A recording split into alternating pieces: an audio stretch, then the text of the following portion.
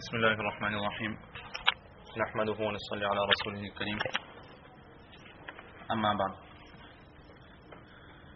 La dernière fois, toujours au sujet des hadiths, nous avions vu qu'il y avait différentes sortes de hadiths, les hadiths authentiques, les hadiths corrects et ensuite les hadiths de transmission faible.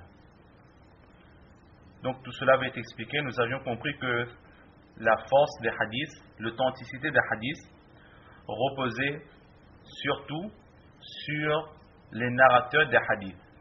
Selon les informations récoltées au sujet des narrateurs, par rapport à cela, les personnes qui font justement des recherches sur l'authenticité des hadiths vont émettre une opinion au sujet de l'authenticité ou de la fiabilité des hadiths. Donc tout va surtout se reposer sur les narrateurs. Nous avions aussi vu que pour avoir des informations sur le narrateur, ces personnes n'hésitaient pas à aller à la rencontre de l'entourage de ces narrateurs. Donc un point que nous avons oublié de préciser la dernière fois, c'est que, étant donné que la base repose surtout sur les informations récoltées sur les narrateurs, il faut savoir que ce genre de recherche, il n'y a pas qu'une seule personne qui a fait, mais énormément de personnes ont fait des recherches sur les narrateurs. Énormément de personnes ont écrit des recueils, des ouvrages au sujet de ces narrateurs. Mais à présent, l'opinion de chacun peut changer. La vision des choses de chacun peut changer. Donc, il est fort possible que, à propos d'un narrateur, il y a un auteur qui est parti à la rencontre, qui a fait des recherches, etc. Et selon son point de vue, selon ses opinions, selon ses informations récoltées, selon les personnes qu'il a rencontrées, il peut considérer ce narrateur comme fiable. Mais une autre personne qui a un point de vue peut-être un peu plus précis, ou parfois un peu plus méticuleux, ou peut-être qui accepte moins certaines choses que d'autres acceptent, peut, au sujet de ce même narrateur, le considérer comme non fiable. Donc il est possible que selon un même narrateur, peut-être selon certaines personnes considéré comme fiable, et selon d'autres personnes considéré comme non fiable. Donc, c'est pour cela que parfois un même hadith, au sujet d'un même hadith, certaines personnes vont dire que ce hadith est authentique, ou ce hadith est correct. Pourquoi? Selon sa chaîne de transmission. Mais d'autres personnes, au sujet de ce même hadith, diront que ce hadith n'est pas de source sûre, à cause d'une personne. Et cette personne n'est pas considérée comme fiable aux yeux de cet auteur, mais l'autre auteur qui lui a considéré ce hadith comme correct, considère ce narrateur comme fiable. Donc de temps en temps, selon les opinions, selon les informations récoltées, etc., il est fort possible qu'un même narrateur peut être considéré comme fiable pour certains, et pour d'autres, considéré comme moins fiable, ou parfois considéré comme rejeté carrément. Donc ça, il faut aussi garder cela à l'esprit lorsqu'on analyse l'authenticité des hadiths. Maintenant, très rapidement, nous allons voir certaines définitions.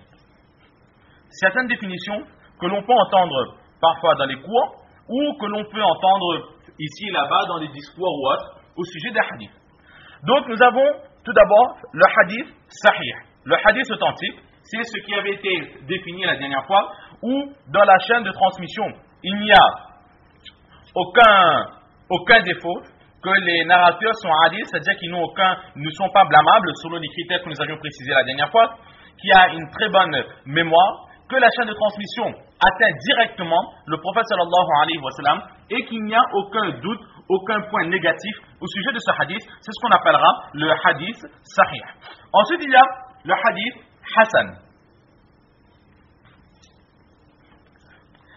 C'est-à-dire que ce hadith hasan, comme nous avions expliqué la dernière fois, il n'a pas de défaut évident, mais ou bien c'est-à-dire qu'au niveau de la chaîne de transmission, il peut y avoir un ou deux points qui peuvent être négatifs. C'est-à-dire que il se peut qu'un des narrateurs est une mémoire un peu faible, où un des narrateurs a tendance à parfois se tromper, etc., etc., un petit point qui fait que ce hadith perd de sa valeur, mais il n'est pas rejeté, il est accepté, il est considéré comme hadith hasan, hadith correct, donc c'est le degré juste en dessous du hadith authentique. Ensuite, il y a le hadith zaïf, le hadith de chaîne de transmission faible. Nous ne dirons pas hadith faible, car tous les hadiths viennent du Saint-Prophète sallallahu alayhi wa sallam, et la parole du Saint-Prophète sallallahu alayhi wa sallam, in huwa illa wahyun yuha, vient directement d'Allah subhanahu wa ta'ala, et na'udhu billah, la parole d'Allah ne peut être faible. Donc c'est la chaîne de transmission qui sera faible. Quand est-ce qu'un hadith sera appelé zaïf? Lorsque les narrateurs de ce hadith sont blâmables. Selon les critères que nous avions donnés la dernière fois, une personne qui est connue comme un menteur ou qui est soupçonnée d'être un menteur, une personne inconnue de toutes les recherches qui ont été faites, une personne qui fait les péchés à la vue des autres, une personne qui se donne aux innovations, aux bid'at, les personnes qui font énormément d'erreurs lorsqu'ils rapportent les hadiths, les personnes qui sont paresseuses, les personnes qui vont à l'encontre des autres narrateurs fiables, une personne qui a énormément de doutes ou une personne qui a une mauvaise mémoire. Si un des narrateurs a un de ces défauts en lui, alors le hadith sera considéré de chaîne faible, il sera appelé hadith zaïf. Donc, toujours se mettre en tête que le hadith zaïf n'est pas un hadith inventé. Le hadith zaïf n'est pas un hadith à rejeter, n'est pas un hadith à mettre de côté, juste étant donné il y a un doute que ce hadith peut être erroné. Nous ne sommes pas sûrs que ce hadith est erroné, mais il peut y avoir un doute. Pourquoi? Peut-être si le narrateur est connu comme menteur. Il se peut que pour cette narration-ci, il a menti, mais il se peut aussi qu'il n'a pas menti. Si c'est une personne qui a l'habitude de faire des péchés, à la vue des autres, c'est peut-être que toutes les personnes ont des défauts, toutes les personnes font des péchés, peut-être que de par cette faiblesse, il fait certes certains péchés, mais pour autant son amour pour le prophète sallallahu alayhi wa sallam peut être présent, et c'est avec amour qu'il propage les paroles du Saint-Prophète sallallahu alayhi wa sallam. Donc il est possible que ce hadith, il le rapporte vraiment du Saint-Prophète sallallahu alayhi wa sallam, malgré ce défaut qui est en lui. C'est juste une personne qui fait des erreurs. Certes, c'est une personne qui fait des erreurs, mais peut-être que de ce hadith, il ne s'est pas trompé. Si c'est une personne qui a une mémoire faible, peut-être qu'il se trompe en général, mais peut-être aussi que de ce hadith, il ne se trompe pas. Donc il y a un doute. On ne peut pencher des deux côtés. D'un côté directement, il est possible que cette personne se soit trompée, comme il est possible que cette personne ne se soit pas trompée dans le rapport de cette narration de ce hadith. C'est pour cela que pour mettre en pratique, en place les règles, les maslas, etc., etc., nous n'utiliserons pas les hadiths de chaîne de narration faible, de risque que cette narration soit erronée. Mais nous ne le mettrons pas non plus de côté lorsqu'il s'agit d'inciter les personnes à faire de bonnes actions, lorsque ce sont des promesses de la part d'Allah subhanahu wa ta'ala qui sont citées, car il est fort possible aussi que cette narration soit correcte, qui vient directement du Saint-Prophète sallallahu alayhi wa sallam. Aussi un point, selon les 10 critères à partir desquels nous pourrons blâmer ou nous pourrons déconsidérer certains narrateurs, selon les 10 critères, selon le critère qui sera présent, alors le hadith, c'est-à-dire que pour être plus clair, les hadiths de chaîne de transmission faible sont aussi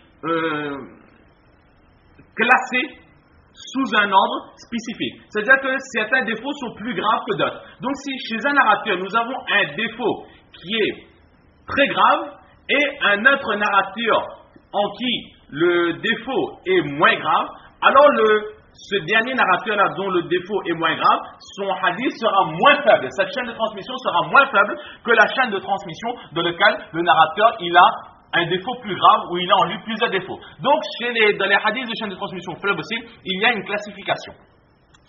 Donc, ça c'était pour les hadiths de chaîne de transmission faible. Ensuite, nous avons les hadiths qu'on appelle les hadiths mawqouf. Mawqouf qui veut dire suspendu. Un hadith qui est suspendu. C'est-à-dire que le sahabi, le compagnon radiyallahu ta'ala an, il rapporte une parole, mais il ne remonte pas la chaîne jusqu'au Saint-Prophète sallallahu alayhi wa sallam. il va donner un enseignement, il va donner des explications venant très certainement du prophète sallallahu alayhi wa sallam, mais dans son hadith, il ne précisera pas que c'est le prophète sallallahu alayhi wa sallam qui a dit ou que le prophète sallallahu alayhi wa sallam a fait. Il ne le précise pas. Donc c'est ce qu'on appelle un hadith suspendu. Il est suspendu jusqu'au compagnon radiallahu ta'ala an. Là aussi, de temps en temps, il peut y avoir des doutes. Est-ce que ce qu'il dit, ce sont les mots du saint prophète sallallahu alayhi wa sallam, ou c'est une analyse qu'il a faite des actions du saint prophète sallallahu alayhi wa sallam? Donc est-ce que cela vient directement du prophète sallallahu alayhi wa sallam, ou c'est simplement une conclusion qu'il a tirée de ce qu'il a pu apprendre avec le saint prophète sallallahu alayhi wa sallam? C'est ce qu'on appelle un hadith mawquf suspendu. Ensuite, il y a un hadith munqati', c'est-à-dire un hadith de chaîne de transmission coupée. C'est-à-dire que dans la chaîne de transmission, à un ou plusieurs endroits, il y a un narrateur qui n'est pas présent. Par exemple, admettons que, par exemple, une personne va rapporter un hadith, il va rapporter de son professeur, qui lui-même rapporte de son professeur, mais ensuite, le professeur qui est au-dessus du professeur de son professeur, il a oublié le nom.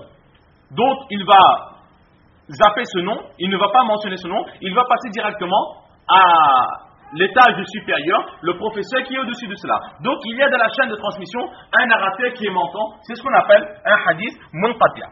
Mais certaines personnes, certains pieux précisent que lorsqu'on parle vraiment, on est dans la matière des hadiths, lorsqu'on va parler de hadith munqati', cela voudra dire que le tabi'i ne rapportera pas le hadith d'un tabi'i, mais il rapportera directement d'un compagnon radiallahu ta'ala an. Ce qui est